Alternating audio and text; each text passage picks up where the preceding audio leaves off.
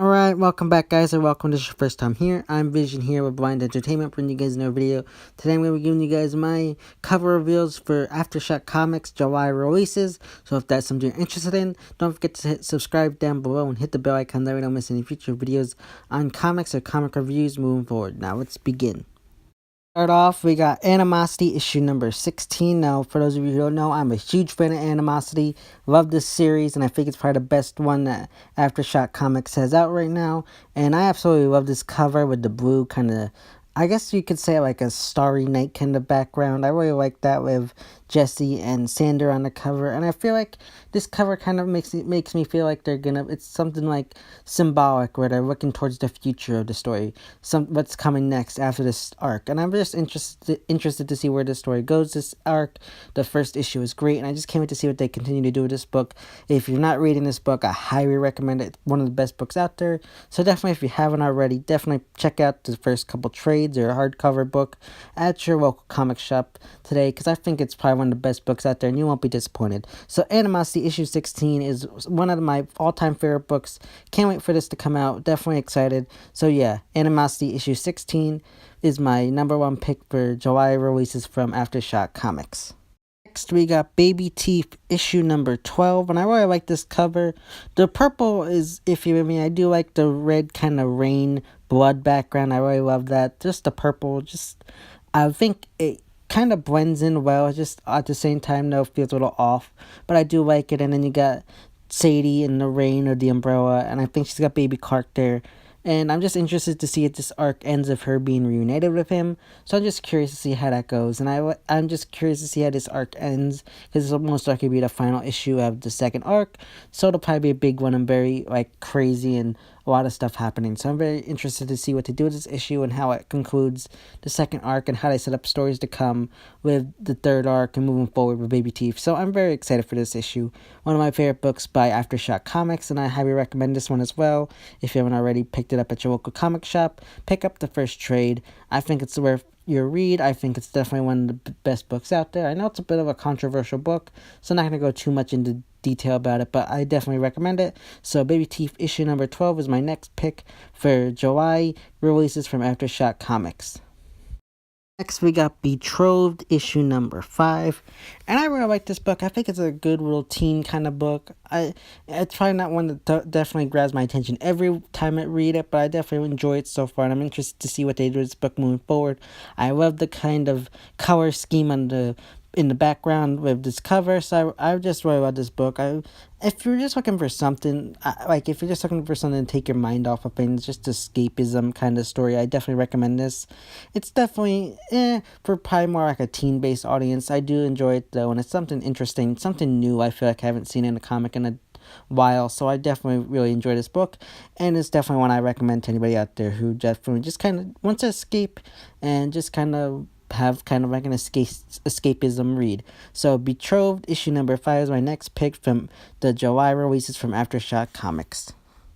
Next, we got Dark Arc issue number 8, and I just love this kind of cover scheme. I can't tell what this is on the cover. I think it's the new kind of bugs, and I'm just interested to see what goes on in the second arc. I think the first issue back, it was good, but I feel like they could have done a little bit more, but I feel like it was a little bit of a slow read. Good backstory, but I think it was definitely a step in the right direction, even though I feel like it could have used a little bit more. But I'm very interested to see where they take this book in the second arc, and I'm just excited to see what they do with this book moving forward, because I think there's a lot of potential. I just love this cover. I would have to say my one comment would be I feel like the colors is a little bit too dark. You want your cover to pop. Like I always say, you want colors that make the cover pop. And just this kind of dark red kind of scheme on here with these kind of, I guess, bugs just doesn't do it for me. I feel like they need something more. But all in all, I do enjoy the book, and I will pick this up when it comes out, and I'm just excited to see where this arc takes us moving forward. My one worry with this book is there's not going to be enough to sustain it for a very long term, and people will get worried, or not worried, but just kind of drop it slowly. So I hope they kind of find things to keep doing with it, because I feel like, I don't know, it could be a book that could easily, people get bored by it, and it just I don't know, doesn't go anywhere for a couple issues, but I really hope they do something cool, exciting, interesting, something new that we haven't heard of. And I think it definitely has potential to be a great book, but I just worry that it's just gonna kind of become stale and fragment for a while with kind of slow and boring stories. But I definitely have hope for this, and I will pick this up, like I said. So, Dark Arc issue number 8 is my next pick from Aftershock Comics July releases.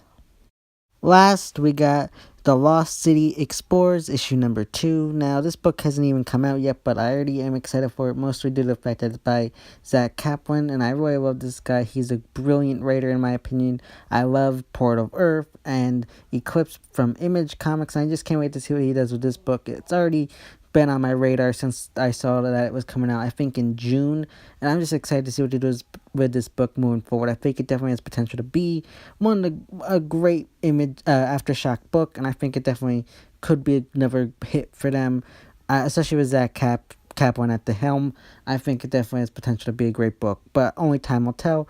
But I am very excited for it. Even though I haven't read it, I'm very excited to see what they do with it. The cover, in my opinion, is just generic. Nothing too exciting. Nothing that grabs me and says this is going to be amazing. But right from the get-go, right from looking at it, I think it definitely has potential to be like another Rough Rider series or something like that. So for that reason, I'm excited to see what they do with it and how the story will be and what it will be about. So the Lost City Explorers is my last pick for Aftershock Comics July releases. And I'm just going to say, if you want me to do any reviews for these books or just kind of do any other kind of like discussion videos, let me know in the comment section down below, and I'll definitely put that on my list of videos to do in the future. So yeah, guys, that's my thoughts and opinions on the Aftershock Comics July releases. If you like this video, give it a big thumbs up and share, and don't forget to subscribe down below and hit the bell icon that we don't miss any future comic related videos.